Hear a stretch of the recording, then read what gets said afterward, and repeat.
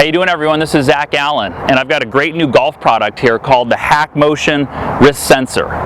I've been having a lot of success with my students because it's getting them to get the proper wrist angles. And the beauty of getting the proper wrist angles in the golf swing is once you get them, the body starts to fall behind and do the right thing. Okay, but without the right wrist angles, I see so many students working for years and years trying to get into different body positions, right? Maybe their body's early extending. Maybe they're coming over the top through the golf ball. They're not understanding that a lot of it has to do with the wrist sensors and the wrist angles. I've got the HackMotion sensor on my left wrist, right on my lead wrist, and I've got just a live video feed running with a nice screen grab here. And you can see it gives very detailed 3D motion of what my wrist is doing live. But you're seeing two different numbers populate up at the top left there. You're seeing the flexion and extension. So a good way to think about that, extension is your wrist cupping this way, right? Flexion is your wrist bowing this way. So flexion, extension. The thing to think about with flexion too, if you've got a lot of flexion in your golf swing, that club face is going to be wide open. Okay, so one thing you always want to remember when we get back down to impact, we want that lead wrist to be relatively flat. Okay, for most grip types and for most shots. So the other one is ulnar and radial deviation. All that is, the club going up is radial, right? You see it go to a positive blue number, it's at 31. Back here would be, say, at 0, right about there, and then down to here we'd get that negative number.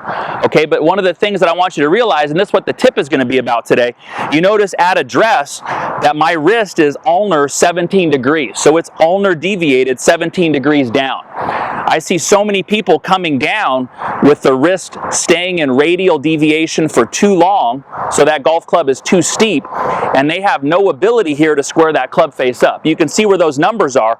If I'm trying to really hold lag or hold angle coming down, that wrist position at 35, there's no way I'm going to get it back down to that original address position. You can see it minus 20 right there. Okay, and that's going to be one of my main goals, is I want to get a sense of that club getting in the right position earlier. That's me putting more ulnar deviation on the club in my downswing, combined with a little bit of flexion, okay? And like we said, flexion is what closes and squares the face. Radial deviation is what opens the face. And you'll notice when I do that here, how steep the golf club is. I really want to get a sense, especially with my driver, of the club shallowing, coming in more shallow, but also being able to hit up on the golf ball. We know that high launch, low spin is key. Your wrist angles are really what do that for you. Okay, so the way you work on this, is get set at address. I can see my numbers there, right? I'm about 14, 15 at address. Up to the top, you can see now I'm almost at 30 with that radial deviation number. My wrist is extended at 35. I need to very quickly start to change those numbers. So what I'm doing is I'm putting some torque on the shaft that's shallowing the golf club, and that's flexing this lead wrist. Okay, I'm getting the club in a better position, especially for the driver, because we know we want to be shallow. So I'll do a couple slow rehearsals, just really feeling that happen early. Okay, so by the time I get back down to the ball, I'm back into a very good position. There's none of this stuff coming down. A lot of players will get to impact, but they're here for so long and so late that by the time they get there, it's last second interval. It's really tough to square that club face up. We're going to get a lot of big slices that way. Okay, so up to the top, rehearse that movement coming down. You notice as I do it, I am leading with my lower body, so it's starting from the ground up. But from there, I'm starting to feel some of that ulnar deviation. You can see how this looks. Very different than what most players practice, which is this, right? This narrow lagged look. We want to be more here. And then once you've done a couple and you got a sense of how to do it, I would start small, hitting the ball maybe, for me, small would be 180, 190 yards.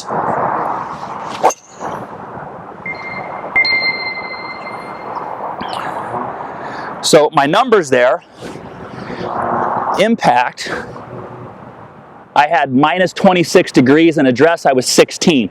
So I actually gained some ulnar deviation there. That was a nice shallow strike. I hit up on the ball, I could feel it. I got a pretty high launch there also.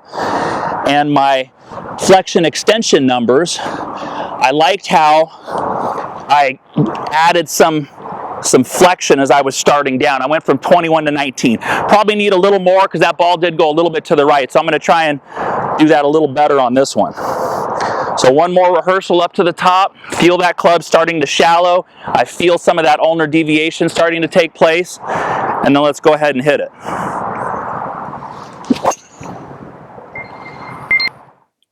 So I've got Phil Mickelson just flipped around right-handed, and I've got Jon Rahm. Okay, and Phil Mickelson, a notoriously bad driver of the ball, despite having the best hands in golf.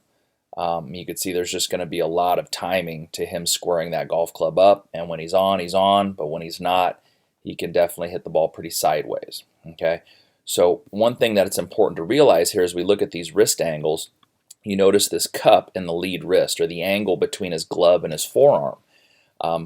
The more radial deviation you have, the more extended or cupped that wrist is going to be. They go together like birds of a feather, right? So more radial deviation or more wrist hinge is going to lead to more extension, which is also going to lead to a face that's more open at the top, okay?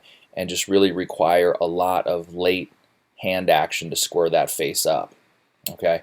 Now Jon Rahm, who has kind of a slightly unorthodox looking backswing, he realizes the benefits of getting that club in position early in the downswing. He even starts to do it in the backswing, to where he really doesn't get the club to a conventional backswing. Okay, so using him as kind of an exaggerated model. You don't necessarily have to go that far, but you notice a difference in his lead wrist being flexed and ulnar deviation, right? And if we remember, ulnar deviation is the position the club is in at address, and it's the position that it needs to try to return to.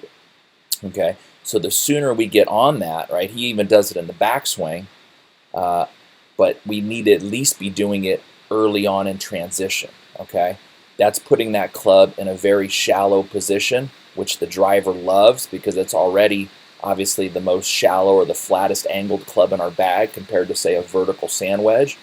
But then it's also leading to that club face just getting very square. We can see here by just that slight arch to his left wrist. Club face is shallow, club face is square.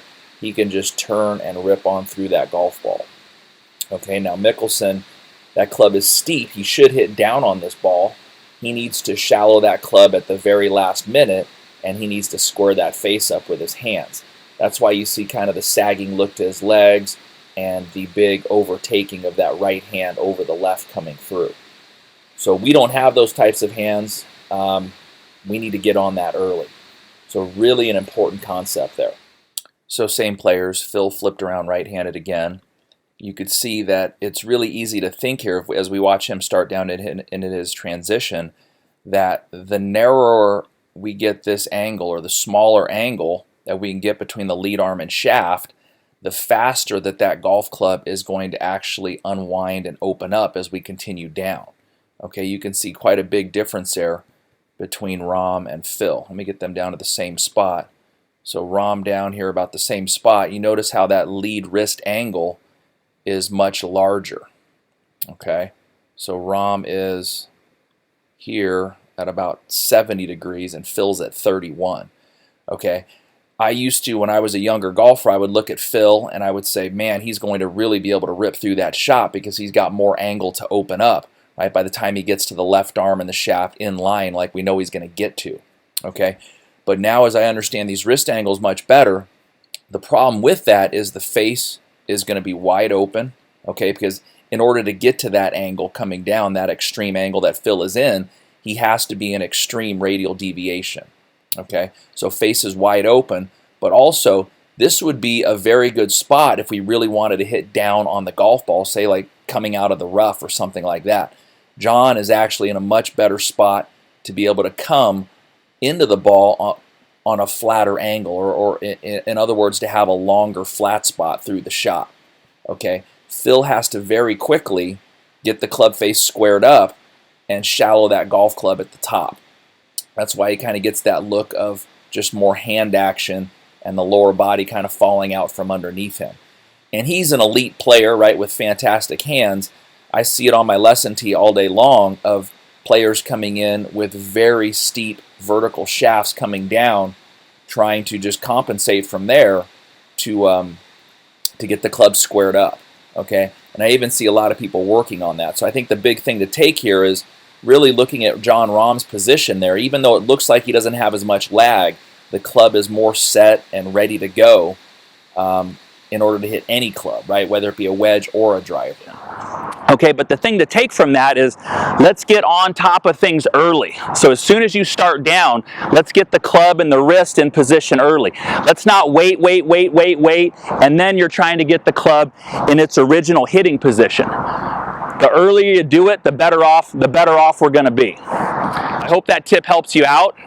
If you have any more questions about this HackMotion sensor, get online and check them out. And if you like what you saw today, please subscribe to some of these videos or go ahead and give them a like. Hey guys, hope you enjoyed that. But this video is just the beginning. I've put together an entire video series with one goal in mind: to get you hitting it longer, straighter, and more consistently. And here's the best part. You can watch the entire thing for free of charge. All you have to do is click the link right here in the corner, and I'll also put a link down in the description below in this video. So go ahead and click the link right now, and I'll see you on the other side.